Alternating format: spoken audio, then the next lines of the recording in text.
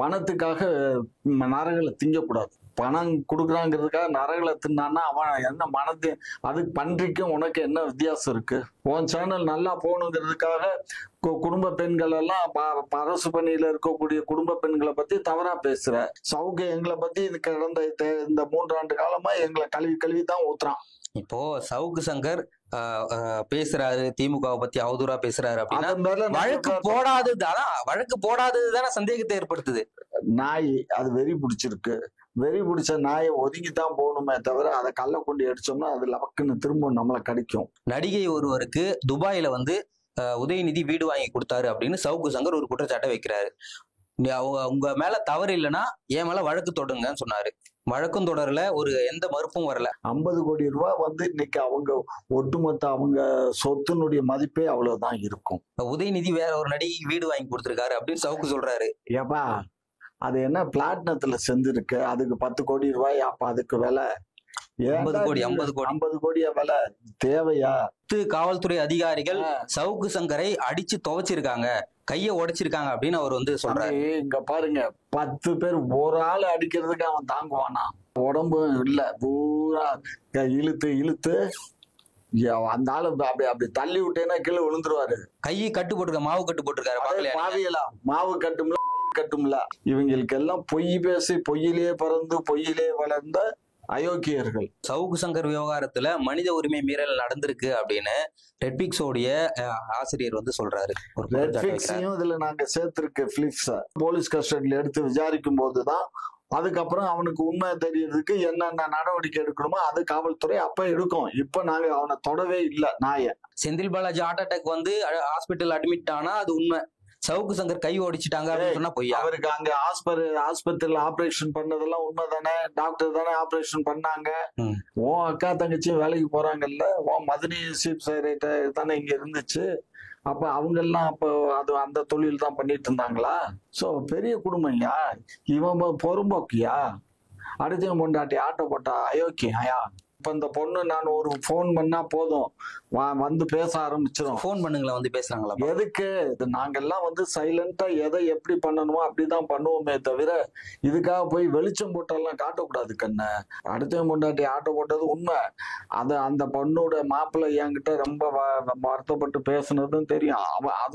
அவர் ஒரு ஊடகவியலாளர். அவரோட வாழ்ந்த வாழ்க்கையும் போச்சு, இவனோட வாழ்ந்த வாழ்க்கையும் போச்சு. இப்ப இன்னொரு பொண்ணை போய் கெடுக்கிறதுக்கு போய் இன்னொரு பொண்ணோட திரியிறான் பேசுது. பாலா போன இந்த நாட்டுல பிறந்ததே ஒரு தண்ட கர்மாந்தரம். பூரா வாயை திறந்தாலே தப்பாதான் பேசுறானுங்க. நீங்க நல்லா பேசுறீங்க. நல்லா பேசுறேன், உண்மையே பேசுறேன். அடுத்த நேரம் சாப்பாட்டுக்கு வழி இல்லாம இருந்த சவுக்கு இன்னைக்கு 3 கார் வச்சுக்கிட்டு இருக்காரு, பெரிய வீடு வச்சிருக்காருன்னா எங்கிட்ட இருந்து வந்துச்சு? எல்லாமே கடந்த இந்த 2 ஆண்டு 3 ஆண்டு காலத்துக்குள்ள வந்திருக்கு.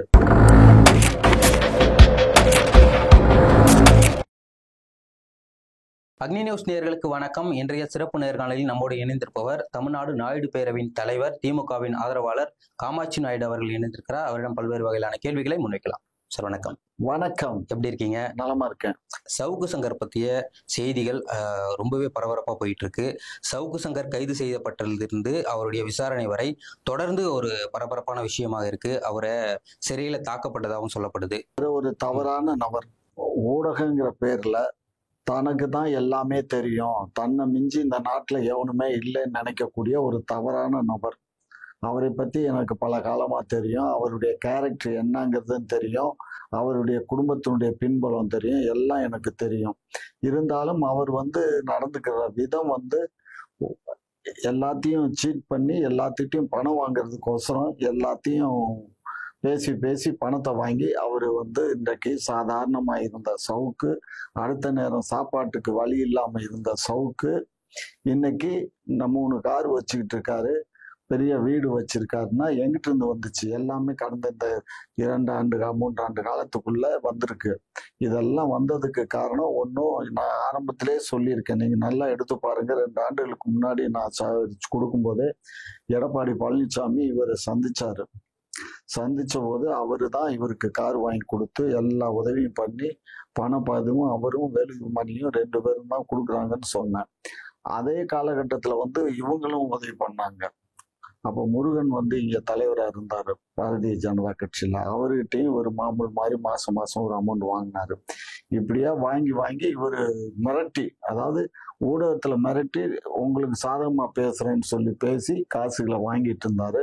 ரெண்டாவது இவர் வந்து எல்லாத்தையுமே சைட்டு மேனி பேசுறாரு. அரசு அதிகாரிகள், காவல்துறை அதிகாரிகள், காவல்துறையில பணிபுரியக்கூடிய பெண்கள், இவங்களை எல்லாம் வந்து தரைக்குறைவான்னு சொல்றது அளவுக்கு கூட இல்லை, ரொம்ப ரொம்ப அசிங்கமாவும் பேசுறாரு. இப்போ அதிகாரிகள் வந்து தவறு செய்யறாங்க, அதை வந்து நான் சுட்டி காட்டுறேன் அப்படின்னு சொல்றாரு ஒரு பக்கம். தவறு செய்யறத சுட்டி காட்டினா இவர் யாருகிட்ட போய் கொடுக்கணும்? இவர் ப்ராப்பரா வந்து உயர் அதிகாரிகள்கிட்ட கம்ப்ளைண்ட் பண்ணணும்.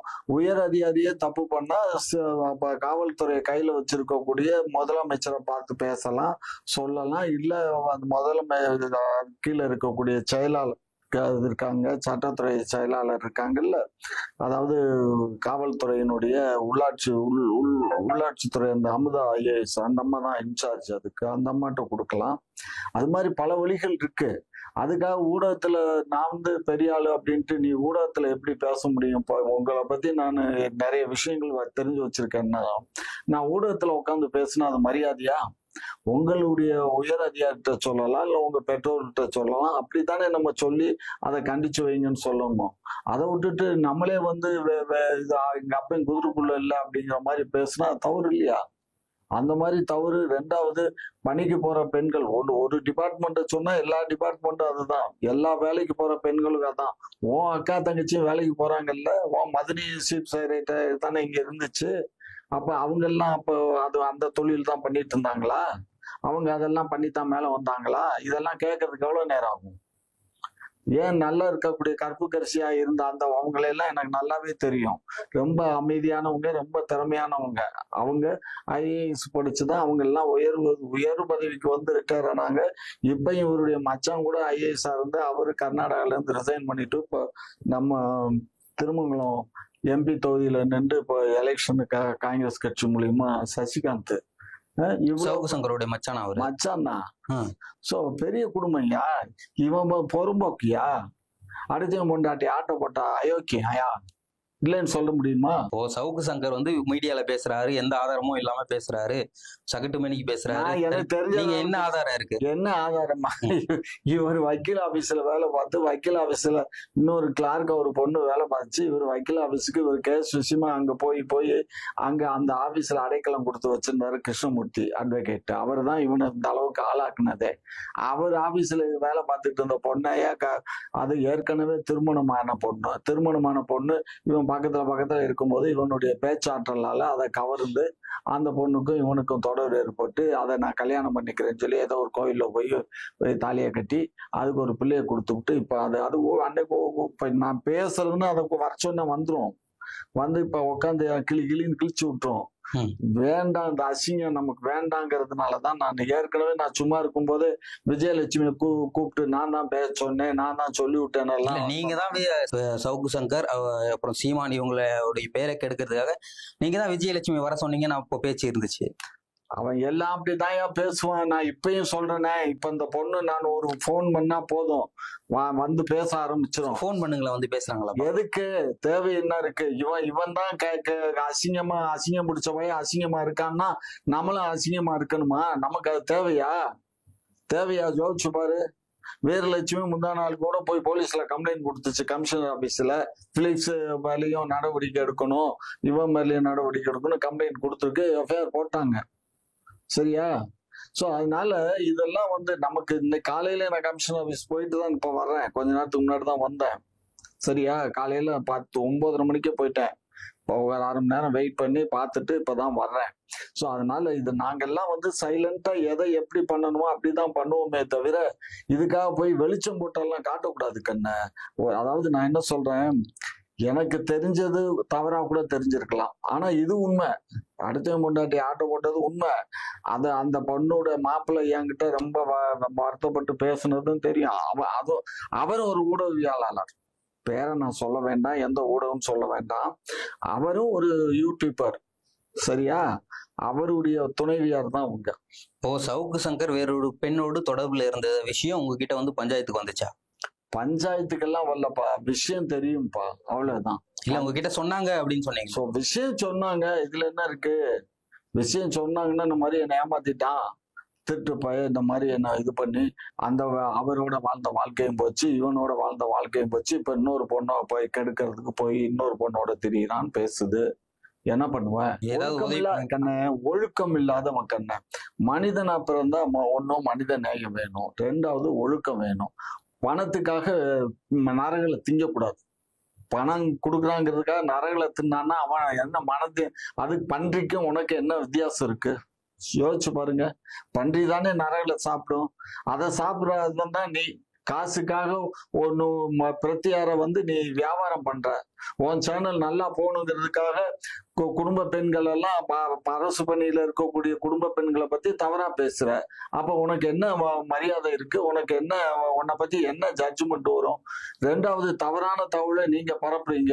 இது நீதிமன்றத்துல அந்த அந்த வழக்கறிஞர் அந்த வழக்கறிஞர் சொல்றாரு, நீதிமன்ற இதுல ஜெயில அவரை 6-7 கான்ஸ்டபிள் சுத்தி வளைச்சு அடிச்சாங்க அப்படின்னு. அதுதானங்க அவரோட அட்வொகேட் 10 காவல்துறை அதிகாரிகள் சவுக்கு சங்கரை அடிச்சு துவைச்சிருக்காங்க, கைய உடைச்சிருக்காங்க அப்படின்னு அவர் சொல்றாரு. இங்க பாருங்க, 10 பேர் ஒரு ஆள் அடிக்கிறதுக்கு அவன் தாங்குவானா? நீ சவுக்கு சங்கர் நேரம் பார்த்திருக்கியா? பாத்துருக்க. அவன் உயரம் கூட இருக்க மாட்டாரு, புரியுதா? அவ்வளவுதான். ரெண்டா உடம்பும் இல்ல, பூரா இழுத்து இழுத்து அந்த ஆளு அப்படி தள்ளி விட்டேன்னா கீழே விழுந்துருவாரு. அப்படிப்பட்ட நபரை 10 பேருக்கு சேர்ந்துகிட்டு அடிச்சா அப்படின்னா ஒரு ஆள் அடிக்கிறத தாங்க முடியுமா?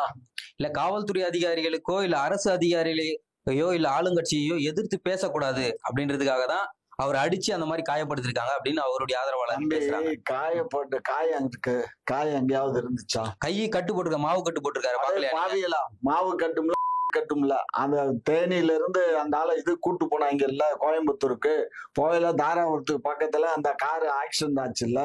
ஆக்சிடென்ட் ஆகும்போது அந்த 2 கான்ஸ்டபிளுக்கு தான் காயம் ஏற்பட்டுச்சு. இந்த ஆளுக்கு காயம் இல்ல, உள்காயம் ஏற்பட்டிருக்கு. அப்ப என்ன வலியும் இல்ல, ஒண்ணும் இல்ல. அந்த ஆளை கொண்டு போய் ப்ரொடியூஸ் பண்ணும்போதெல்லாம் நல்லா தான் நடந்து போயிட்டு இருந்தான்.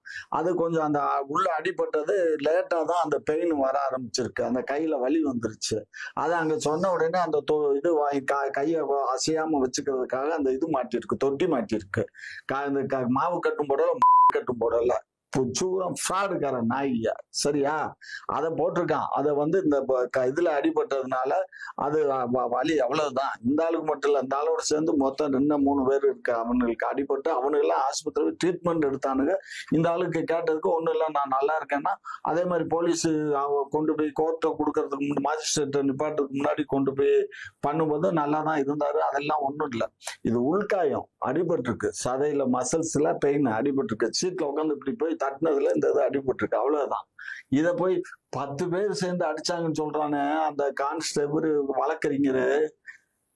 சரி விடு, நான் என்ன சொல்றது, அதாவது இவங்களுக்கு எல்லாம் பொய் பேசி பொய்யிலே பிறந்து பொய்யிலே வளர்ந்த அயோக்கியர்கள். அவங்க அப்படிதான் பேசுவாங்க. இப்போ சீமான் ஒரு பேட்டி கொடுக்குறாரு. அதுல என்ன சொல்றாருன்னா, திமுக அவங்களை எதிர்த்து பேசுறாங்கன்ற காரணத்துக்காகவே இத திட்டமிட்டு செஞ்சிருக்காங்க அப்படின்னு சொல்றாரு. அல்ல, நான் கேக்குறேன், அவர் என்ன யோக்கியம்? இந்த எலெக்ஷன் அப்ப அவர் என்ன பேசினாரு? கலைஞர் என்னையா சொன்னாரு? ஞாபகம் இருக்கா? திருடன்னு சொன்னாரா இல்லையா?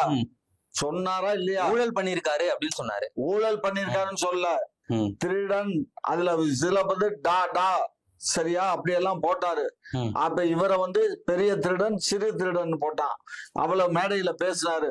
அதுக்கப்புறம் இந்த சவுக் சங்கர் என்ன பேசினாரு, காளியம்மா என்ன பேசுச்சு, இதெல்லாம் உங்க காதுல ஏறலையா? ஆகையினால உதயநிதி என்ன பேசினாரு? உதயநிதி எடப்பாடி பழனிசாமி அவர்களை தனக்குறவாக பேசலையா? பாரு, சசிகலாவுடைய காலை பிடிப்பாரு, அதுக்கும் மேல அப்படின்னு சொன்னாரா இல்லையா? காலை பிடிச்சாரா? குடிச்சாருங்க. அப்புறம் என்ன மாளுக்கு தரைக்குறைவா பேசினாரா இல்லையா? அது எப்படி தரைக்குறைவா இருக்கும்? காலை பிடிச்சாரு. கலைஞரே சீமான் திருடன்னு சொல்லிட்டாரு அப்படின்றத நீங்க சொல்றீங்கல்ல, அதே போலதானே இதுவும் உதயநிதி சொல்றது. அதே மாதிரி இதுன்னு சொல்லக்கூடாது. அவரு திருடுனாரா? ஏன் உன் வீட்டுல திருடுனாரா? ஊழல் பண்ணாரு. ஊழல்னு சொல்லல. ஊழல்னா என்ன ஊழல்? எந்த ஊழல் எந்த நீதிமன்றத்துல ஊழல் பண்ணாரு நிரூபிக்கப்பட்டு இதுல தண்டனை வழங்கப்பட்டுச்சு. சும்மா அறிவு கட்டதனமா எவனும் பேசக்கூடாது. இனிமே ஏதாவது பேசியிருந்தா நீதிமன்ற தண்டனை வழங்குச்சு இல்ல. 4 ஆண்டுகால ஏன் ஒன்னு குற்றவாளி யாரு? சொல்லுங்க. ஏன் நாங்க என்னத்த புடுங்குறது? உனக்கு எனக்கு தெரியுமா தெரியுங்க. தெரியாது? எனக்கு அப்புறம் யாருன்னு தெரியுங்க. அப்புறம் என்ன தெரியும்ல, குற்றவாளி யாருன்னு தெரியும். அதுக்கு 100 கோடி ரூபாயில நீ அன்னைக்கெல்லாம் அந்த சமாதி கட்டும் போது சுடுகாட்டுல போய் சுடுகாடுன்னு சொல்லாம அது மேனமெண்ட்னு சொல்லி அன்னைக்கு அதெல்லாம் ஒண்ணுமே தெரியல. இன்னைக்கு வந்து அது அந்த அம்மா வந்து பெரிய அம்மான்னு ஏதோ இந்த தமிழகத்துக்கே அந்த அம்மா தான் அம்மாங்கிற மாதிரி எல்லாம் ஒரு சீனை கிரியேட் பண்ணீங்க.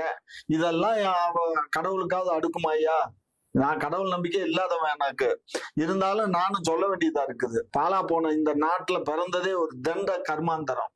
பூரா வாயை திறந்தாலே தப்பாதான் பேசுறானுங்க. நீங்க நல்லா பேசுறீங்க. நல்லா பேசுறேன், உண்மையை பேசுறேன். நல்லா பேசல, உண்மையை பேசுறேன். பொய் பேச வேண்டிய அவசியம் என்ன இருக்கு? வயிற்று பொழப்புக்கு யாருக்கிட்டையும் போய் நம்ம கைவிட்டு வாங்க வேண்டிய அவசியம் இல்லை. கடவுள் எனக்கு கொடுத்துருக்கான். எனக்கு தேவையான உணவு, எனக்கு தேவையான சௌகரியம் எல்லாமே இருக்கு. எங்க முன்னோர்கள் எனக்கு வச்சுட்டு போனது இருக்கு. அதனால எனக்கு ஒண்ணும் கவலை இல்லை. ஆனா தேவையில்லாம வந்து ஒருத்தன் மேல ஒருத்தன் பழி போடக்கூடாது இல்லையா? சீமான்லாம் வந்து மேடையில ஏதாவது ஒரு சர்ச்சையா பேசினா அதை தவறா சொல்லுவீங்க. நீங்க எல்லாம் வந்து பேசும்போது அவதூறா பேசுவீங்க, ஒருமையில பேசுவீங்க. அப்போ வந்து எந்த தப்பும் இருக்காது. பாரு, சீமான வந்து இதுவரை அவர் பேசுனதுக்கோ, சாட்டை துரைமுருகன் பேசுனதுக்கோ, காளியம்மா பேசுனதுக்கோ நாங்க வழக்கு எஃப்ஐஆர் போட்டிருக்கோமா? சவுக்கு மேல இந்த ஆளு எங்களை திட்டினதுக்கு நாங்க ஏதாவது கம்ப்ளைண்ட் கொடுத்து எஃப்ஐஆர் போட்டிருக்கோம்? சொல்லுங்க. எதுவுமே நாங்க வந்து சவுக்கு எங்களை பத்தி கடந்த இந்த 3 ஆண்டு காலமா எங்களை கழுவி தான் ஊத்துறான். இப்போ சவுக்கு சங்கர் பேசுறாரு, திமுகவை பத்தி அவதூறா பேசுறாரு அப்படின்னா வழக்கு போடாததுதானே சந்தேகத்தை ஏற்படுத்துது. காவல்துறை அதிகாரிகள் அவதூறா பேசினா உடனே அவங்க போய் கம்ப்ளைண்ட் பண்ணாங்கல்ல. பேச்சு சுதந்திரம் இருக்குன்னு சொல்ற, அதனால உனக்கு பேச்சு சுதந்திரம் இருக்குனால நீங்க வந்து எனக்கு பேச்சு சுதந்திரம் இருக்குப்பா, நான் என்ன வேணாலும் பேசுவேன்னு சொல்லி தரை குறைவா, அதாவது அன்பார்லிமெண்ட் வேர்ட்ஸ்ன்னு சொல்லுவானுங்க பேசுறது, அந்த மாதிரி பேசுனா எப்படி நியாயம்? நியாயம் அது? பேச்சு சுதந்திரம் இருக்குங்கிற அந்த மாதிரி பேச முடியும்? உடனே சவுக்கு சங்கர் மேல அவதூறா பேசுறாரு அப்படின்னு வழக்கு போடணும்ல. தயங்குறதுக்கு என்ன காரணம்? நான் சொல்றத நீ கேளு, நீ சொல்றத நான் கேட்கிறேன். எங்களை பொறுத்த மட்டும் குற்றவாளின்னு தெரியுது. நாய் அது வெறி பிடிச்சிருக்கு. வெறி பிடிச்ச நாயை ஒதுங்கித்தான் போகணுமே தவிர அதை கல்ல கொண்டு அடிச்சோம்னா அது லவக்குன்னு திரும்ப நம்மளை கடிக்கும். இது என்னத்துக்கு தேவை? இல்லைங்க, சவுக்கு சங்கர் வந்து சாதாரணமா ஒரு குற்றச்சாட்டை வைக்கல. நடிகை ஒருவருக்கு துபாயில வந்து உதயநிதி வீடு வாங்கி கொடுத்தாரு அப்படின்னு சவுக்கு சங்கர் ஒரு குற்றச்சாட்டை வைக்கிறாரு. உங்க மேல தவறு இல்லைன்னா என் மேல வழக்கு தொடருங்கன்னு சொன்னாரு. வழக்கும் தொடரல, ஒரு எந்த மறுப்பும் வரல. அந்த நடிகை மட்டும் சொன்னாங்க இல்லன்னு. தம்பி, ஒரு விஷயம் புரிஞ்சுக்கோக்கன்னு, 50 கோடி ரூபாய்க்கு துபாயில வீடு வாங்கி கொடுத்துருக்காங்கன்னு பேசுறாரு. இன்றைக்கு ஒரு 10 ரூபா நீ எனக்கு கையில ஏதாவது ரொக்கம் இருந்தா கொடுத்துடலாம். மற்றபடி எல்லாமே பண பரிமாற்றங்கள் எதில் நடக்குது? இன்னைக்கு எல்லாமே எதில் நடக்குது? ஆன்லைன்ல. ஆன்லைன் தான், எல்லாம் கூகுள் பேல நடக்குது. இல்ல த்ரூ பேங்க்ல செக் மூலியமா தான் நம்ம எல்லாமே டிரான்சாக்சன் நடக்குது. 50 கோடி ரூபாய்ங்கிறது சாதாரணமான பணம் இல்லை. 50 கோடி ரூபாய் வந்து இன்னைக்கு அவங்க ஒட்டுமொத்த அவங்க சொத்தினுடைய மதிப்பே அவ்வளவுதான் இருக்கும். உதயநிதியினுடைய சொத்து மதிப்பே 50 கோடி தான். 50 கோடி தானா? அப்புறம் என்ன அவர் என்ன இப்ப ரெட் ஜாயின் மூவிஸ்ல என்ன அவ அதிகமா சம்பாரிச்சிருச்சா? இங்க பாருக்கன்னு ஒரு விஷயம் புரிஞ்சுக்கோங்க. 50 கோடிங்கிறது 10 பைசா மாதிரி நினைக்காத, சரியா? 50 கோடி பெரிய பணம். அந்த பணத்தை வந்து இவர் கொண்டுட்டு போய் ஒரு பெண்ணுக்கு வந்து வாங்கி கொடுக்குறாருன்னா, அதாவது அந்த காலத்துல சொல்லுவானுங்க, பாவம் 2 பேருமே இல்லை. ஒரு சினிமா நடிகைக்கு ஒரு நடிகர் ஒரு பத்மினி கார் வாங்கி கொடுத்தாரு. ஃபேட் பத்மினி கார் வாங்கி கொடுத்தாரும்பாங்க, சரியா? அது வந்து அப்ப வந்து நான் உண்மையா இருக்காது, பொய்ன்னு நினைச்சிட்டு இருந்தேன். அந்த கார் வாங்கி கொடுத்த நபரு எங்க வீட்டுக்கு பக்கத்துல ஒரு ஆஸ்பத்திரி, அவரு சினிமாவில இருந்து ஓரம் கட்டப்பட்டு வந்துட்டாரு சொந்த ஊருக்கு. வந்து அவருக்கு கொஞ்சம் ஹார்ட்ல ப்ராப்ளம் சொல்லி அந்த ஆஸ்பத்திரியில அட்மிட் பண்ணியிருந்தாங்க. அவர் பையன் எனக்கு ரொம்ப வேண்டிய பையன். அதனால சரிப்பா உங்க அப்பா பார்க்க வரேன்னு சொல்லி பார்க்க போனப்ப, வாப்பா காமாட்சி அப்படின்னு கையை பிடிச்சிக்கிட்டு பேசினாரு. பேசும்போது அப்ப சில வார்த்தைகள்லாம் சொன்னாரு. பொழைக்க தெரியாம பொழைச்சிட்டேன். அப்ப ரொம்ப வறுமை வந்துருச்சு. லாரி வச்சு ஓட்டிட்டு இருந்தாரு அவர் பையன். இந்த வண்டி இருக்குல்ல, அரபாடி வண்டி, அந்த வண்டியை வச்சு மணல் அடிச்சுட்டு இருந்தாரு. கையை பிடிச்சிட்டு பொழைக்க தெரியாம பொழைச்சி என் பிள்ளையிலையும் சரியா வாழ்க்கை கொடுக்காம போட்ட கழுதைகளுக்கெல்லாம் காரு பங்களான்னு வாங்கி கொடுத்து நான் கஷ்டப்படுறேன் காமாட்சி அப்படின்னாரு. அப்பதான் எனக்கு நம்பிக்கை வந்துச்சு. ஏன்னா வாங்கி கொடுத்தவங்க வாயால சொல்றதுதான் கருத. ஆனா அதுக்கு 10 வருஷத்துக்கு முன்னாடியே வந்து அந்த தவுள் வெளியில வந்துச்சு. சரியா? ஆகையினால அந்த மாதிரி உண்மை இருந்தா தான். உண்மை இல்லாம அததாங்க சொல்றாரு, சொப்பன சுந்தரி கார் அந்த நடிகர் வாங்கி கொடுத்த மாதிரி உதயநிதி வேற ஒரு நடிகைக்கு வீடு வாங்கி கொடுத்திருக்காரு அப்படின்னு சவுக்கு சொல்றாரு. ஏப்பா அது என்ன பிளாட்டினத்துல செஞ்சிருக்கு, அதுக்கு 10 கோடி ரூபாய். அப்ப அதுக்கு விலை 50 கோடி 50 கோடி 50 கோடியா விலை? தேவையா? இதெல்லாம் தேவையில்லாம இல்லங்க, அது பெரிய விஷயம் ஆச்சு இல்ல. இப்போ உதயநிதி தரப்புல இருந்து ஏதாவது இது மாதிரி எல்லாம் கிடையாதுங்க. அவனை நம்ம வந்து இதுக்கு நாங்க ஒரு வழக்கு போட்டோம்னு வச்சுக்கோ, தேவையில்லாம அவனை பெரிய மனுஷன் ஆக்குறதுக்கு அர்த்தம். அவன் அதை செய்யட்டும்னு தான் அவன் அந்த ஆள் பேசுறான். இந்த ஆள் பேசுறது பூரா ஏதாவது பொய்யான தகவலை கொடுத்து பேசட்டும், வைக்கட்டும், நம்மளை கோர்ட்டுக்கு இழுக்கட்டும், கோர்ட்ல நம்ம பார்ப்போம், அப்ப நம்ம டெய்லி எதையாவது பேசுவோம் வைப்போம். நீங்க கொஞ்சம் புரிஞ்சு பாருங்க, நீதிபதிகளை பத்தி இந்த ஆள் தவறா பேசினாரு. மதுரை கோர்ட்டு நீதிபதிகளை பத்தி கூண்டுல ஏறிக்கிட்டே தவறா பேசினாரு. அந்த வழக்கினுடைய தன்மை என்னன்னு தெரியுமில்ல உங்களுக்கு? அவரு கீழே வேலை பார்க்கக்கூடிய பெண்களை, டைபிஸ்டுகளை, ஸ்டெனோகிராஃபர்களை அவன் வந்து உபயோகப்படுத்திக்கிட்டாருன்னு ஜட்ஜஸ் எல்லாம் உபயோகப்படுத்துறாங்கன்னு சொன்னது தானே வழக்கு. இப்படி எல்லாம் ஒரு ஜட்ஜை பார்த்து சொல்லலாமா? அதுக்கப்புறம் நீதிபதி ஒரு உத்தரவு போட்டாங்கல்ல, அதிகாரிகள் வீட்டுல காவல்துறையினர் வேலைக்கு போய் எதுவும் போக கூடாது அப்படின்னு. சவுக்கு சங்கர் சொன்னதுக்கு அப்புறம் தான் நடந்துச்சு. இல்லப்பா, அது ஏற்கனவே நடந்துச்சு இல்ல. அந்த அப்ப அவங்க உத்தரவு போட்டாங்க. நீ இந்த உத்தரவு இல்ல, அந்த காலத்திலேயே FU அருள் இருந்த காலத்திலேயே அவரு சொன்னாரு.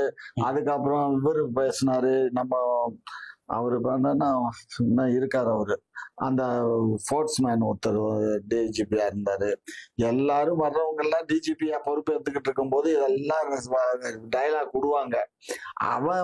அவங்க வீட்டுல எனக்கு தெரியாதா, ஒவ்வொரு வீட்டுலயும் ஒரு SI கேடர்ல வந்து ஒரு IPS ஆபீசர்ல SI கேடர், கான்ஸ்டபிள் கேடர்ல இருக்கதான் செய்யறாங்க. அவங்க பர்சனல் காரை ஓட்டுறதுக்கும் அந்த ஆளுகளை தான் யூஸ் பண்றாங்க. டிரைவரே சம்பளம் கொடுத்து யாரும் வச்சுக்கிறது. இதைத்தானே சவுக்கு பேசினாரு. இங்க பாரு, சவுக்கு பேசுனது இத பேசலப்பா. அவர் பேசுனது வேறப்பா. அவர் என்ன பண்ணாரு, இந்த மாதிரி பெண்கள் வந்து நீதிபதிகளை பேசுனது, பெண்கள் வந்து அவங்க பெண்ணை வீட்டுக்கு வர சொல்றாங்க, ஸ்டெனோ கொடுக்குறாங்க, அப்ப அவர் வந்து அதை உபயோகப்படுத்திக்கிறாரு அப்படிங்கிற மாதிரி பேசினாருப்பா. அதே மாதிரி காவல்துறை அதிகாரிகளையும் அப்படி பேசுறாரு, இந்த பெண்களையும் பேசுறாரு. இவங்க அட்ஜஸ்ட்மெண்ட் பண்றாங்க பதவிக்கோசரம். இதெல்லாம் வந்து நம்ம திரும்ப பேசுறதே கேவலம்ப்பா. அதனால இந்த ஆளை ரவுண்டு கட்டி 10 பேர் அடிச்சாங்கன்னா ஒரு ஆள் அடிச்சா நீ தாங்குவியா? உனக்கு நல்ல பாடி, என்னால தாங்க முடியாதுப்பா. இப்ப நீயே என்ன அடிச்சேன்னா என்னால தாங்க முடியாது. உன்னை 10 பேர் சேர்ந்து அடிச்சா நீ தாங்குவியா? அது 10 பேர் சேர்ந்து என்ன கைத்த கட்டி இது துணியை சுத்திக்கிட்டு அடிச்சா? படத்துல நடக்கிற மாதிரி நடந்துச்சாமே. படத்துல, அதாவது விசாரணை படத்துல அடிச்சு நொறுக்குறாங்களா, அந்த மாதிரி அடிச்சு நொறுக்குனாங்க. ஆமா சார். வந்து எப்படிதான் வருது, அவர் ஒரு வழக்கறிஞரா இருக்காரு. அவங்க பொய்யிலே பிறந்து பொய்யிலே வளர்ந்தவங்க தான் வழக்கறிஞர்கள். வழக்கறிஞர்களுக்கு உண்மை பேச தெரியாது, பொய் தான் பேச தெரியும். புரியுதா? இப்ப அவரை தான் கூட்டிட்டு வந்தாங்கல்ல, 10 பேர் அடிச்சாக்க இந்த ஆளு எந்திரிச்சு நடந்து வர முடியுமா? சவுக்கு சங்கர் விவகாரத்துல மனித உரிமை மீறல் நடந்திருக்கு அப்படின்னு ரெட்பிக்ஸோடைய ஆசிரியர் வந்து சொல்றாரு. ரெட்பிக்ஸையும் இதுல நாங்க சேர்த்திருக்கு பிலிப்ஸ, புரிஞ்சுக்கோ. அந்த ஆளு மேலேயும் FIR போட்டு அவரு தாங்க குற்றச்சாட்டு வைக்கிறாரு. மனித உரிமை மீறல் வந்து சவுக்கு சங்கர் விவகாரத்துல நடந்திருக்குன்னு சொல்றாரு. எல்லாம் எனக்கு எப்படிதான் வருது, எல்லாத்துக்கும் தான் எல்லாமே பேசுவான். அவன் பேசுறது கூட உண்மை ஆயிடுமா? ரோட்ல போற நாய்க்கு குலைச்சிச்சுன்னா அந்த குலைக்கிறது பூராமே வெறி நாயின்னு சொல்ல முடியுமா?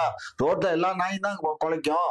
அதுக்காக வெறி பிடிச்ச நாயின்னு சில நாய் தான் இருக்கும், எல்லா நாய்க்கும் வெறி பிடிக்காது. இது பூரா வெறி பிடிச்ச நாய்க. மனித மீறல் இருக்குன்னா மனித மீறல் போகட்டும், அவங்க வந்து பாக்கட்டும், எங்களுக்கு அதை பத்தி ஒண்ணும் கடு இல்லை. நாங்க மடியில கணம் இருந்தா தானே வழியில போயோம். போலீஸ் வந்து லாக்அப் டெத்துன்னா போலீஸ் ஸ்டேஷன்ல இருந்தா தான் அடிச்சு இது பண்ணுவாங்க, அதான் அதுக்கு பேர் தான் லாக்அப் டெத்து. இவர் நீதிமன்ற காவல்ல 15 நாள் ரிமாண்ட் பண்ணி சிறையில கொண்டு அடைச்சாச்சு. சிறையில வந்து எங்க 10 காவலர் சிறையில மொத்தமே ஒரு டியூட்டியில இருக்கான்னா 10 பேர் தான் இருப்பான். அதுக்கு மேல மொத்தமே அவ்வளவுதான் இருப்பாங்க காவலர்கள், புரிஞ்சுக்கோங்க. 10 பேர் இருந்தாலும் வந்து ரவுண்டு கட்டி அடிக்கிறான்னா இதெல்லாம் சரி விடுப்பா. வேற என்ன இருக்கு? குற்றச்சாட்டு வைக்கிறாங்க. செந்தில் பாலாஜியை ED கைது பண்ணாங்க. கைது பண்ணி சிறைக்கு கொண்டு போது அங்க மனித உரிமை மீறல் நடக்குது அப்படின்னு கண்ணதாசன் வந்தாருல்ல. இங்க அந்த பாருங்க மாதிரி சவுக்குக்கு வர ஒரு மாட்டாரு விஷயம் அவரு. பண்ணுக்கோ. திமுகவுக்கு நடந்தா மட்டும் வருவாரா? எங்களுக்கு தான் தெரியல. திமுகவுக்கு நடந்தா மட்டும் ஒரு மனித உரிமை ஆணையத்துல திமுக இருந்து ஒரு ஆள் வருவாரு. ஆனா இதுக்கு வர மாட்டாரா? பாரு, இது பூரா இதெல்லாம் வந்து ஜோடிக்கப்பட்ட பொய்ன்னு ரோட்ல இருக்க குழந்தைக்கு கூட தெரியும். 5 வயசு குழந்தைக்கு தெரியும் இந்த ஆளு பொய் பேசுறாங்க என்ன. அதுக்கு போய் என்னத்துக்கு போய் பார்க்கணும்? செந்தில் பாலாஜி ஹார்ட் அட்டாக் வந்து ஹாஸ்பிட்டல் அட்மிட் ஆனா அது உண்மை. சவுக்கு சங்கர் கை ஓடிச்சிட்டாங்க அப்படின்னு சொன்னா பொய்யா? அவருக்கு அங்க ஆஸ்பத்திரியில ஆபரேஷன் பண்ணதெல்லாம் உண்மைதானே? டாக்டர் தானே ஆபரேஷன் பண்ணாங்க. அந்த ஆளுக்கு ஏற்கனவே இருந்தது ஜஸ்டிஃபைன்னு. அதன் பேர்ல தான் ஹார்ட் அட்டாக் வந்துதான் அந்த ஆளுக்கு ஆபரேஷன் பண்ணுச்சு. ஆகையினால அது இப்ப ஜெயில இருக்காரு. அவரு வந்து இன்னும் குற்றவாளினே அறிவிக்கல. குற்றவாளின்னு அறிவிக்காமலே அவர் பேர்ல இடி கேஸ போட்டு ஒரு எஃப்ஐஆர் இன்னும் ஃபைல் பண்ணாமலே வச்சிட்டு இருக்கு உள்ள. முந்தா நாள் கெஜ்ரிவாலுடைய சமாச்சாரத்துல ஜட்ஜே பிடிச்சு அமலாக்கத்துறைய பம்மாடு பண்ணி விட்டுருச்சு. என்ன காரணத்துக்காக நீ கொண்டு வந்து வைக்கிறீங்கன்னு சொல்லி. அதனால இதெல்லாம் வந்து நான் ஒன்றிய அரசினுடைய திருட்டுத்தனம். சரியா? நம்ம அரசு இதுல தலையிடல. இது என்னன்னா வீணால நமக்கு கெட்ட பேர் வரக்கூடாதுன்னு எங்க தலைவர் நினைக்கிறாரு, எங்க முதலமைச்சர். அதனால நாயை போய் நம்ம ஏன் கல்ல விட்டு அடிக்கணும், அது அதான் போகட்டும் அப்படின்னு தான் நாங்க விட்டுட்டோம். அது காவல்துறையில ஒரு அம்மா பாதிக்கப்பட்டு அந்த அம்மா கம்ப்ளைண்ட் கொடுத்து அந்த கம்ப்ளைண்ட் பேர்ல சைபர் கிரைம் நடவடிக்கை எடுத்து அவனை அரெஸ்ட் பண்ணிருக்கு. அங்க இருக்க சர்ச் பண்ணதுல அங்க இருக்க தேனி இதுல வந்து கஞ்சா இருந்தது தெரிய வருது. சர்ச் பண்ணணும்னாலே சர்ச் ஆர்டர் வாங்கிட்டு ஒரு வட்டாட்சியரை கூட்டிட்டு போய் தான் சர்ச் பண்றாங்க. அங்க இருந்து சில பொருள்கள் எடுக்கிறாங்க. அது யார் மூலியமா சப்ளை வந்துச்சுங்கன்னா அந்த டிரைவரை பிடிச்சு கேட்டதுல அவன் மூலியமா தகவல் வந்து ராம்நாட்ல அவனையும் பிடிக்கிறாங்க. அவங்கிட்ட பிடிக்கும் போது 5 கிலோவோ 6 கிலோவோ கஞ்சா வேற வச்சுட்டு இருந்திருக்கான். அதை கையோட பிடிச்சிருக்காங்க. இவ்வளவு உண்மைகள்லாம் வெளியில வருது. அப்புறம் ஜோடிக்கப்பட்டது எனக்கு எப்படி வருது வாயில? இல்லங்க, சவுக்கு சங்கர் கஞ்சாவை கூடவே வச்சிட்டு இருந்தாரா? எது சவுக்கு சங்கர் அப்படி சொன்னாங்களா? அவர் பாக்கெட்ல இருந்து எடுத்தாங்கன்னு சொன்னாங்களா? இல்லங்க, 1/2 கிலோ அதெல்லாம் எனக்கு தெரியாது. கஞ்சா வந்து அவருடைய கார்ல இருந்து எடுத்தாங்க, கூடவே வச்சிட்டு இருந்தாரா? அது வச்சிருந்தாரா வச்சிருக்கலையானா அவன்கிட்ட கேளு. அந்த சவுக்கு நோவுக்கு இருக்காருல்ல, அந்த ஆள்கிட்ட போய் கேளு. வச்சிருந்தியா நீ? எவன்கிட்ட வாங்கினா, எதுக்கு வாங்கினேன்னு வாங்க கேளு, புரிஞ்சுக்கோ. இல்லங்க, இந்த விஷயத்த கஞ்சா வழக்கு போட்டிருக்காங்க. கஞ்சா சவுக்கு வச்சிருந்தாரா, நீங்க பாத்தீங்களா? கஞ்சாவை நான் பாக்கல, ஒரு வட்டாட்சியர் பாத்திருக்காரு. அவரை வச்சுதான் சர்ச் பண்ணிருக்காங்க. அவரே அதுக்கு விட்னஸ் கையெழுத்து போட்டிருக்காரு. அதை கொண்டுட்டு போய் இதுல ப்ரொடியூஸ் பண்ணிருக்காங்க நீதிமன்றத்துல. பண்ணி அதுக்கு ஒரு ரிமாண்ட் கேட்டு இந்த ஆளை கூட்டிட்டு போய் அங்க வச்சு ரிமாண்ட் பண்ணிருக்காங்க. சோ அந்த வழக்கு இந்த வழக்கு 2 வழக்குலயும் அந்த ஆளு இப்ப சிறையில இருக்காரு. அந்த ரிமாண்ட் காலம் முடிஞ்ச உடனே அதுக்கப்புறம் போலீஸ் கஸ்டடிக்கு வந்து அது பார்த்தா போலீஸ் கஸ்டடியில எடுத்து விசாரிக்கும் போதுதான் அதுக்கப்புறம் அவனுக்கு உண்மை தெரியறதுக்கு என்னென்ன நடவடிக்கை எடுக்கணுமோ அது காவல்துறை அப்ப எடுக்கும். இப்ப நாங்க அவனை தொடவே இல்லை. நாய கடந்த வருஷம் சிறைக்கு போனார்ல, அப்போ வந்து நிறைய பேர் வந்து சவுக்குக்கு ஆதரவாக பேசினாங்க. அரசியல் கட்சி தலைவர்கள் எல்லாம் கருத்து சொன்னாங்க. ஆனா இப்போ வந்து பெரும்பாலும் எடப்பாடி பழனிசாமி சொல்லியிருக்காரு, பாஜக அண்ணாமலை சொல்றாரு. இப்போ சீமான் வந்து அதுவும் பெரிய அளவுல ஆதரவா கொடுக்குற அளவுக்கு பேசல. ஆனா இவங்க ஏன் யாரும் பேசாம இருக்காங்க? இந்த ஆளு நீதிமன்றத்துல இருந்து சிறையில இருந்து வெளியில வந்த உடனே சீமான் தான் கூப்பிட்டு வாடா தம்பி அப்படின்னு கட்டி பிடிச்சாரு. ஏன் ஒரு பிரஸ் மீட் கொடுத்தாரு. என்னோட தம்பிக்கு தெரியும் அடுத்த கட்டம் என்ன கட்டி பிரஸ் மீட் கொடுத்தாரு. கொடுத்துட்டு அதுக்கப்புறம் இந்த ஆளும் ஒன்னும் பேசல, தாவின்னு பல்ல கட்டிக்கிட்டே உட்காந்துருந்தான். இது நடந்த மறுநாள் டிவிக்கு நான் போனேன். இவர் டிவில இருந்து வெளியில வந்தாரு. என்னுடைய ரிலேட்டிவ் ஒருத்தர் கூட வந்திருந்தாரு. அவரு தான் இந்த ஆளை வந்து ஒரு 15 நாள் வந்து ஒழிச்சு வச்சிருந்தாரு. உங்களோட சொந்தக்காரா? ஆமா, என்னுடைய உறவினர் தான். இவரை வந்து ஒரு 15 நாளை வந்து தலைமறைவா வைக்கிறதுக்கு வச்சிட்டு இருந்திருக்காரு. அப்படி வச்சிட்டு இருந்தவர் அவரு வந்த உடனே அவர்கிட்டயும் பேசிட்டு என்கிட்டயும் பேசினாரு. என்னையா பண்ண போற இனிமே? அப்படி என்ன பண்றது, எனக்கு வேலை இதுவும் போச்சு, பென்ஷன் நிப்பாட்டிட்டாங்க, ரொம்ப கஷ்டமா இருக்கு, என்ன செய்ய போறேன்னு தெரியலேன்னு சொன்னவரு. சொல்லிட்டு சரி நீ ஏதாவது நம்ம பாப்பா வீட்டுக்கு வா, பார்த்து பேசிக்குவோம் அப்படின்னு சொல்லிட்டு நான் உள்ள போயிட்டேன் சேனலுக்கு. அதுதான்ப்பா நான் அவரை பார்த்தது. அதுக்கப்புறம் நான் பார்க்கல. அதுக்கப்புறம் பார்த்தா கார் என்ன, பங்களா என்ன, வசதி வாய்ப்புகள் என்ன, ஒரு பெரிய டீம் ஓபன் பண்ணி பெரிய டீம் வந்து செயல்படுது. இவ்வளோ இது இப்ப நானும் தான், நம்ம பையன் தான் இதை நடத்துறான். பையன் மாசம் 1.5 லட்சம் ரூபாய் கையில இருந்து செலவு பண்ணி தான் இந்த இதை நடத்திட்டு இருக்கோம். அப்படி இருக்கும்போது எப்படிதான் இந்த மாதிரி எல்லாம் அந்த ஆள்னால செய்ய முடிஞ்சிச்சு, எப்படி பண்ண முடிஞ்சுன்னு எனக்கு தெரியல. ஆனா அவர் கடந்த முறை சிறைக்கு போறதுக்கு முன்னாடி உங்களுடைய சொந்தக்காரர் தான் அவர் வந்து ஒளிச்சு வச்சிருந்தாரு, மறைச்சு வச்சிருந்தாருன்னு சொல்றீங்க. என்ன உங்களுக்கும் இதுல தொடர்பு இருக்கா? அந்த முறை இல்ல, ம். அந்த முறை இல்ல. அப்போ இல்லையா? எப்போ? அதுக்கு முன்னாடி அதுக்கு முன்னாடி சிறைக்கு ஆமா, போறதுக்கு முன்னாடி சிறைக்கு உங்க சொந்தக்காரர் தான் ஒளிச்சு வச்சிருந்தாரா? அவரு அவரு உங்களுக்கு தொடர்பு இருக்கா அப்போ? எனக்கு தொடர்பு இல்ல. இல்ல உங்க சொந்தக்காரருக்கு ஒளிச்சு வச்சிருந்தாரு. அவரு சொந்தக்காரன்னா என்ன, எங்க எனத்தான் ம். ஜாதிக்காரன், அவ்வளவுதான். சொந்தம் என்ன, அவனை எனக்கு நான் பொண்ணு கொடுத்து நீங்க தானே சொன்னீங்க சொந்தக்காரர் வச்சிருந்தாரு எனக்கு அப்படின்னு. நீ சொந்தம் தான். நான் எல்லாத்தையும் மனிதர்களை மனித நேயத்தோட பாக்குறேன். ம். அதனால அவன் என் இனத்தை சேர்ந்தவன். அவன் சொல்றான் இந்த மாதிரி நான் எங்க மாமா தான் இவனை வந்து 15 நாள் ஒழிச்சு வச்சு அவனை காப்பாத்தினாரு, ம். சாப்பாடு பாடெல்லாம் கொடுத்து அதுக்கப்புறம் போய் சரண்டரானா அப்படின்னு சொல்லி சொன்னாரு. ம். அதான் சொல்றேன். இப்ப சவுக்கு சங்கர் தொடர்ச்சியாக திமுகவை பத்தி பேசுனதுக்கு அப்புறம் எடப்பாடி பழனிசாமி அவர்கள் தொடர்ந்து சவுக்குக்கு ஆதரவாக இருந்தாரு. சவுக்கு சங்கர் பெரிய அளவுல பேசுனது, அதாவது நிறைய யூடியூப் சேனல்ல பேசுனது என்னன்னா, அடுத்தது எடப்பாடி பழனிசாமி தான் ஆட்சிக்கு வருவாரு, அவருக்கு செல்வாக்கு அதிகமா இருந்துட்டு இருக்கு, எடப்பாடி பழனிசாமி தான் மிகப்பெரிய ஆளுமை அப்படின்றத நிரூபிச்சிட்டு இருக்காரு அப்படின்னு சவுக்கு சங்கர் தொடர்ந்து பேசினாரு. அவரு பணம் கொடுத்துதான் இவன் எல்லாமே கார் வாங்கி கொடுத்ததுன்னு நான் சொன்னேன். ஏற்காது எனக்கு தகவல் கிடைச்சது. அதே மாதிரி அவர் தான் பணம் கொடுத்து இதெல்லாம் ஆரம்பிச்சுப்பா, நீ பண்ணு, பெரிய அளவுல பண்ணுன்னு சொன்னது. அதுக்கப்புறம் மாசம் மாசம் ஒரு 5 லட்சம் ரூபாய் இவர் கொடுத்துட்டு இருக்காரு, வேலுமணி அப்படின்னு. இதெல்லாம் வந்து நான் பார்க்கல, புரிஞ்சுக்கோ. இதெல்லாம் எனக்கு கிடைச்ச தகவல். அந்த தகவலின் அடிப்படையை தான் நான், இது வந்து நம்ப முடியுமான தகவல். 2வது, அண்ணாமலையை வந்து இவர் ரொம்ப ஒரு மாதிரி பேசும்போது அண்ணாமலை கூப்பிட்டு அவங்களுக்குள்ளேயும் ஏதோ கொஞ்சம் சமரசமாகி ஏதோ இதுதான் இப்ப சமரசம்னா என்ன, ஏதோ கொஞ்சம் பணம் கொடுக்கல் வாங்கல ஏதோ நடந்திருக்கும் போல இருக்கு. அமிர்த பிரகாஷ் ரெட்டி, அந்த ரெட்டி மூலியமா ஏதோ நடந்துச்சுன்னு கேட்டேன். அந்த ஆருத்ரா ஒண்ணு இருந்தது தெரியுமா உங்களுக்கு? அந்த அதன் மூலியமா அந்த சுரேஷ் இந்த குரூப் எல்லாம் வந்து பாரதிய ஜனதா கட்சியில வரும்போது அதை இந்த ஆளு கொஞ்சம் வெளிச்சம் போட்டு காட்ட வேண்டாம்னு சொல்லி அதுக்காகவும் இந்த ஆளுக்கு கொஞ்சம் பணம் கொடுத்து ஆஃப் பண்ணதாக கேள்வி. இந்த மாதிரி எல்லாம் இதெல்லாம் வந்து நான் கேள்விப்பட்டதானே தவிர நேரடியா நான் பார்க்கல. நேரடியா சவுக்குக்கு அவர் பணம் கொடுத்ததையும் பார்க்கல, வேலுமணி கொடுத்ததையும் பார்க்கல, அண்ணாமலை கொடுத்ததையும் பார்க்கல. ஆனா காக்கா உட்கார பணமழை விழுந்த மாதிரி இந்த நிகழ்வுகள் எல்லாம் நடக்கும்போது சரி இதுவங்க எல்லாம் உதவி பண்ணிருக்கோம். இதெல்லாம் முடிச்சு போட்டு பாக்குறீங்க, இதெல்லாம் தொடர்பு இருக்குமா அப்படின்னு பாக்குறீங்களா? பாக்குறோம். அது 100க்கு 100 உண்மையா தெரியும். இல்ல சவுக்கு சங்கர் எங்க போனாலும் பணம் வாங்குறாரு அப்படின்னு சொல்றீங்க. அதாவது இவங்க பணம் கொடுக்குறாங்க, அவங்க பணம் கொடுக்குறாங்க அப்படின்னு. கிட்டத்தட்ட எவ்வளவு சொத்து இருக்கும்? அது நான் என்ன கேட்டேன்னா, அந்த நீங்க தானங்க சொல்றீங்க, இடி டிபார்ட்மெண்ட் இருக்கு, இன்கம் டாக்ஸ்னு ஒண்ணு இருக்குது. அவங்க எல்லாம் இடி இன்கம் டாக்ஸ கேளு. அப்படி உனக்கு சந்தேகமா இருந்தா நேரா எங்க கமிஷனர் ஆபீஸுக்கு போ. எங்க கமிஷனர் ஆபீஸ், நம்ம கமிஷனர் ஆபீஸ், நம்ம தமிழ்நாடு அரசனுடைய கமிஷனர் ஆபீஸுக்கு போ. அங்க போய் சிபிசிஐடி ஆபீஸ்ன்னு இருக்கு, அவங்கள்ட்ட கேளு. சிபிசிஐடியில டிஐஜிபி லெவல்ல ஒருத்தர் இருக்காரு, ஏடிஜிபி லெவல்ல. அவர்கிட்ட கேட்டீங்கன்னா புட்டு வச்சிருவாரு. எங்க அந்த ஆளுக்கு சொத்து இருக்கு, சுகம் இருக்கு, எங்க சின்ன வீடு பெரிய வீடெல்லாம் இருக்குன்னு சொல்லுவாரு. எடப்பாடியார் வந்து சவுக்குக்கு சப்போர்ட் பண்ணியிருக்காரு, அதுல ஒன்றும் மாற்று கருத்து இல்லை.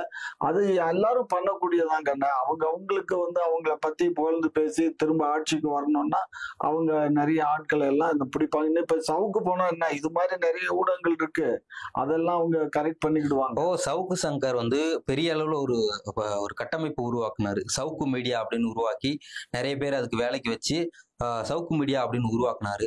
அதை உருவாக்குறதுக்கான காரணம் என்ன? அது இன்வெஸ்ட்மெண்ட் எல்லாம் பெரிய அளவுல பண்ணியிருக்காங்க. ஆமா தங்கம், அதான் நான் தான் சொல்றேனே. எல்லாம் கண்ண எடப்பாடியார்கிட்ட ஒண்ணு வேண்டாம். போன 2014 எலெக்ஷன் அப்ப கண்டெய்னரா 500 ரூபாய் நோட்டு இருக்குன்னு பிடிச்சாங்கல்ல, ஞாபகம் இருக்கு அவங்களுக்கு? ஜெயலலிதா இருக்கும்போதுதான் பண்ணாங்க. அதான் ஜெயலலிதா இருக்கும்போது அது என்னாச்சு? அந்த கண்டெய்னர் பணம் என்னாச்சு? அதே இது இங்கேயும் இருந்து எடுத்தாங்கல்ல, மகாபலிபுரம் ரோட்ல அந்த அந்த அம்மா சிறுதாவூர்ல இருந்தும் லாரி எல்லாம் வந்து கண்டெய்னர்ல ஏத்திட்டு போனாங்க. அந்த பணம் எல்லாம் என்னாச்சு? சரி அதை விடுங்க. இப்ப நம்ம Bharath medical college, engineering college வச்சிருக்காருல்ல, யாரு? நம்ம ஜெகத் ரட்சகன். அவர் வீட்டுல பிணவரையில இருந்தெல்லாம் கட்டுக்கட்டா பணம் எடுத்தோம்னு சொன்னாங்கல்ல. உங்க ஊடகம் கொண்டு எல்லாத்தையும் ரிலீஸ் பண்ணீங்கல்ல, பேட்டி எடுத்து போட்டீங்கல்ல. இதுவரை இன்கம் டாக்ஸ் நோட்டீஸ் கொடுத்துருக்கானா? இவ்வளவு பணம் உங்க இதுல இருந்து எடுத்தோம், கருப்பு பணம். அதே தானே கண்டெய்னருக்கும் கண்டெய்னர்ல இருந்து எடுத்தோம் அப்படின்றதுக்கும் எந்த விதமான ஆதாரமும் நான் இல்ல. என்ன சொல்றேன், கண்டெய்னரை நம்ம கண்ணார பார்த்தோம், பணம் இருந்ததை பார்த்தோம். பணம் இருந்தது எங்க பாத்தீங்க? கண்டெய்னரை பாத்தீங்க. கண்டெய்னர் ஓபன் பண்ணது போலீஸ் ஓபன் பண்ணதான், கலெக்டர் முன்னாடி ஓபன் பண்ணா. புரிஞ்சுக்கோ, கலெக்டர் முன்னாடி ஓபன் பண்ணி பார்க்கும்போது எல்லாமே 500 ரூபாய் கட்டு நோட்டா இருந்தது. அதுக்கப்புறம் அது திரும்ப பூட்டி சீல் வச்சான். அதுக்கப்புறம் ஸ்டேட் பேங்க் ஆஃப் இந்தியா என்ன பண்ணா, எங்க பணம் அப்படின்னு சொல்லி அவன் கிளைம் பண்ணான். அது அதோட மூடிட்டு வச்சு மூடிட்டு போயிட்டான். பேங்க் இருக்குன்னு சொல்லிட்டு அது முடிஞ்சது இல்ல. பேங்க்னு சொன்னா முடிஞ்சு போயிருமா? பேங்க் ஏது இவ்வளவு பணம் ஒரு இடத்துல இருந்து ஒரு இடம் போறதுக்கு இத்தனை லட்சம் கோடி அவ்வளவு ஈஸியா டிரான்ஸ்பர் பண்ண முடியாது தங்கம். எல்லாமே சட்டம் இருக்கு. நான் ஏற்கனவே பேங்க் எம்ப்ளாயி, எனக்கு தெரியும். ஒரு பேங்க்ல இருந்து ஒரு பேங்குக்கு, ரிசர்வ் பேங்க் கூட அனுப்புறதுனா கூட எவ்வளவு அனுப்ப முடியும், எங்க இருந்து அனுப்ப முடியும்லாம் தெரியும். சரி, அதெல்லாம் போய் தொலைட்டு முடிஞ்சு போச்சு.